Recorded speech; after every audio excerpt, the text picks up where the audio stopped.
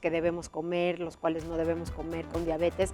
Tenemos aquí esta mañana en el estudio al doctor Fernando Ramírez Mendoza, él es director del programa de atención para personas con diabetes tipo 1 en la clínica especializada en diabetes. Bienvenido, doctor. Muchas gracias, Adriana. Y Gisela, por supuesto, que ya platicamos con ella hace un momento, que padece diabetes. Tú fuiste diagnosticada a los 18 años, ¿verdad? Así es, a los 18 años, adulto joven.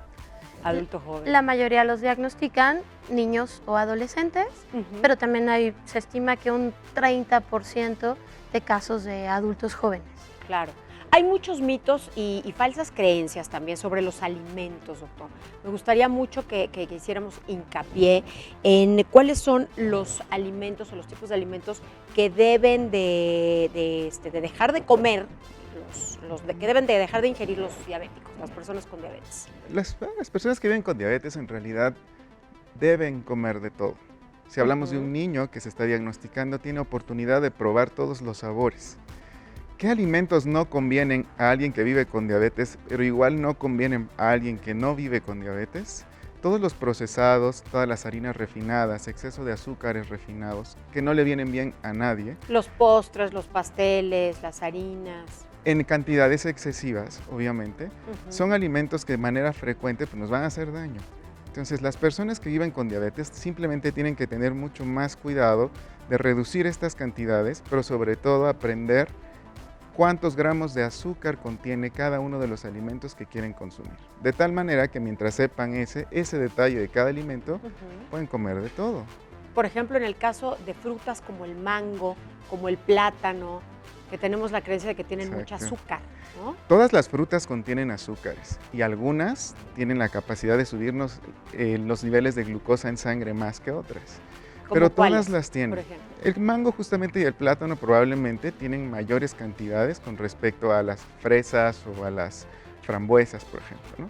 Sin embargo, sabiendo la porción que podemos comer, y una vez entrenados viviendo con diabetes tipo 1, también sabremos qué cantidad de insulina conviene para poderlo consumir, lo podemos hacer. En realidad yo creo que el mito de que voy a dejar de comer y mi vida va a transformarse porque voy a dejar de comer, yo creo que ya de entrada esa premisa nos pone mal. Definitivo. Pero saber que puedo comer, siempre y cuando me entrene para hacerlo sin riesgo, y ponerme la dosis de insulina que mi cuerpo no produce, pero puedo calcular y administrarme, hace una realidad completamente diferente. De acuerdo. Y es que no tenemos pues la cultura, ¿no? También de medirnos el azúcar, por ejemplo, regularmente. ¿Tú tienes aquí un aparato para medir el azúcar? Sí. Gisela. Fíjate que, Adriana, es muy importante y el doctor Fer estará de acuerdo. Las personas que vivimos con diabetes tipo 1 necesitamos médicos como los que has invitado tú, médicos que están capacitados, que se han entrenado para dar un diagnóstico certero, pero también para acompañar a la familia en todo este descubrimiento de organización de su vida, porque definitivamente sí cambia tu vida, pero lo que cambia es que cambia hacia un estilo de vida saludable, porque lo bueno que se haga para una persona, si tu hijo vive con diabetes, todo lo tendiente a que ese niño viva saludable con su diabetes tipo 1 beneficiará a todos, lo acaba de decir el doctor. Harinas, exceso de azúcares, exceso de todo, pues no le beneficia a nadie. Estos medidores de glucosa te sirven a ti como persona que vive con diabetes de esta marca o de la que sea, te sirven para que tú te mides los niveles de glucosa y lo relacionas con lo que vas a comer.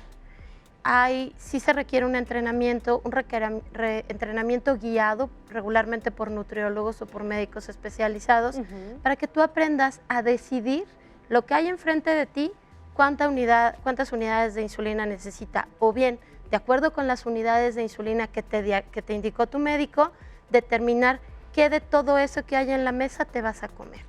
Esto es una necesidad que va junto con la insulina, la medición de glucosa para una persona con diabetes tipo 1. Vamos a ir a un corte comercial y regresando del corte comercial, Gisela nos va a mostrar este aparato y cómo medir el azúcar en sangre. ¿Les parece bien? Vamos a Código Salud esta mañana tocando el tema de la diabetes mellitus 1. Gisela, ahora sí, por favor te voy a pedir que nos expliques cuál es el aparato que tienes ahí, para qué sirve, cómo funciona. Estos son lo que platicamos hace un rato, que son los medidores de glucosa. Sirven para decirte en este momento exactamente a las 11:35 de la mañana cuánto tienes de azúcar. ¿Lo podemos encontrar en cualquier farmacia? Cualquier farmacia de cadena, hay varias marcas. Lo importante aquí sería revisar cuánto cuesta, porque esta es la inversión más importante. ¿Es caro? Entre 500 y 700 pesos dependiendo de la marca, Sí. pero hay unos que tienen esta pantallita chiquita, hay unos que tienen una pantalla más grande y un número grande. Bien. Hay unos que se conectan a tu celular y tienen unos dispositivos, hay otros que no, porque no lo necesitas. ¿Cómo funciona? Tú tienes este aparato y este es el que se encarga de medir. Cada aparato, dependiendo de la marca, eso es muy importante, cada marca tiene sus propias tiras. Estas son las tiras. Tú metes la tira en el dispositivo y aquí te va a pedir que coloques una gota. Previamente tendrías que haber sanitizado tus manos, es decir, limpiarlas con alcohol, limpiarlas con gel, esperar a que se seque, eso es súper importante, esperar a que se seque y después con un dispositivo, que este es un lancetero, tiene una agujita muy pequeña en el interior. Esta agujita te va a hacer una punción en el dedo. Bueno, lo voy a hacer. No me saniticé, pero bueno. ¿O tiene que ser en algún dedo en especial? Los 10 dedos valen. Nunca en la yema, siempre alrededor. Si te picas en la yema, duele. Claro. Entonces, aquí lo importante es obtener una pequeña gota, no duele, y una gota de este tamaño, una muy gotita pequeñita. de este tamañito, Sí, es muy pequeña. te ayudaría a obtener un resultado en 5 segundos. Sí, más o menos. En unos 5 segundos. Colocas ahí Y la está muy sangre alta. en el papelito Ajá. Y aquí lo importante es que tú esto y esto ¿Sí? no lo use nadie más. Es personal. Es personal. Es de uso personal. Exactamente. Totalmente. Esto es de uso súper personal y esto tiene que ir relacionado con la cantidad de insulina que te pones. La insulina sirve, por ejemplo, en este momento que yo tengo una elevación de glucosa, tengo que corregirme de acuerdo con un tratamiento, con un entrenamiento que mi médico ya hizo conmigo. Claro. Pones metas de azúcar en la sangre. Lo ideal sería estar hasta en 140, 2 horas después de los alimentos. Eso es. Ahorita yo te iba a preguntar, en efecto, eso. ¿Tú ya desayunaste hace cuánto tiempo? Yo desayuné ingeriste a alimento? las 9 de la mañana, pero supongo que por el estrés y demás estoy alta. Tengo la posibilidad de hacer una corrección con la insulina en este momento para que mis niveles de glucosa regresen a donde deberían. Disminuya. Pero si yo me pongo más cantidad de insulina de la que mi médico me recomendó para estas situaciones, corre el riesgo de que baje demasiado. Entonces, ¿cómo sabes qué cantidad es la adecuada? El médico te hace un esquema, ¿no? Finalmente viste que no es sencillo. No, tiene hay que aprender a hacerlo. Imaginemos ahorita que alguien que como Gisela, que no tenía ninguna familiaridad con el área médica. Con el tema, claro. De pronto, de la noche a la mañana, si no hace esto, tiene en riesgo la vida, porque siempre está entre dos extremos. Alto o bajo me va a llevar al hospital. Se requiere entonces un entrenamiento preciso. Hoy lo cuenta muy sencillo, pero el día 1 estoy seguro que no fue así. Claro. Se requiere entonces no solo la intervención de un médico, sino de un educador en diabetes, de un nutriólogo, para que en un proceso estructurado, que es a lo que nosotros nos dedicamos y creemos que necesita toda la población que vive con diabetes, exacto, se entrene lo más rápido posible para poder controlar esta situación, primero salvando su vida e inmediatamente, lo más pronto, llegando a hacer esas correcciones para mantener la mayor parte del tiempo esa glucosa en rango normal. ¿Cuál es un rango normal, por ejemplo, de glucosa en sangre, en una persona normal? Esa es una pregunta interesante. La persona que vive con diabetes es igual de normal que alguien que no vive con diabetes. Por lo tanto, son los mismos niveles. La glucosa normal va de 70, más o menos, máximo a 140 después de haber consumido alimentos. De 70 a 140.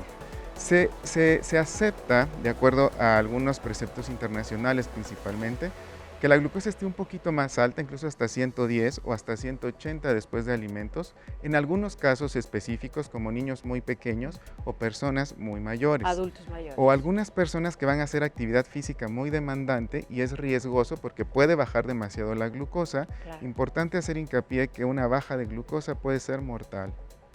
¿Qué puede ocasionar una baja de glucosa? Una baja de glucosa la glucosa es tan importante para el cerebro como el oxígeno. Si nos falta el oxígeno de golpe, e incluso por un tiempo breve, podemos morir, dependiendo de qué tanto tiempo Muerte pasó. cerebral puede haber. Más o menos ese tipo de situación ocurre cuando no hay suficiente glucosa en el cuerpo y entonces el cerebro es muy sensible a ello y si no lo tiene, lo primero que va a hacer es que va a empezar a darme pérdida del estado de alerta, convulsiones y en casos severos podemos incluso presentar algo letal. Tenemos información de cifras muy interesantes de la diabetes en México. ¿Les parece bien si las vemos? La diabetes en cifras. 8.7 millones de mexicanos la padecen.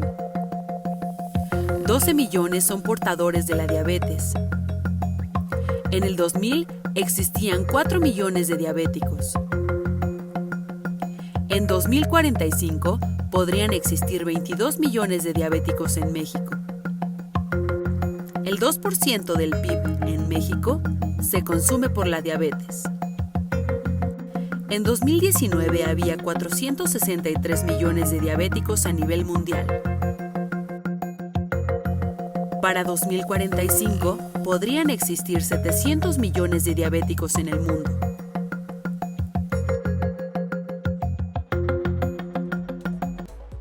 Impresionante estas cifras. Para el 2045 podrían existir 700 millones de diabéticos en todo el mundo. Es impresionante. Y cada día hay más casos, doctor. ¿No es así? Absolutamente. Y de eso gente es más importante.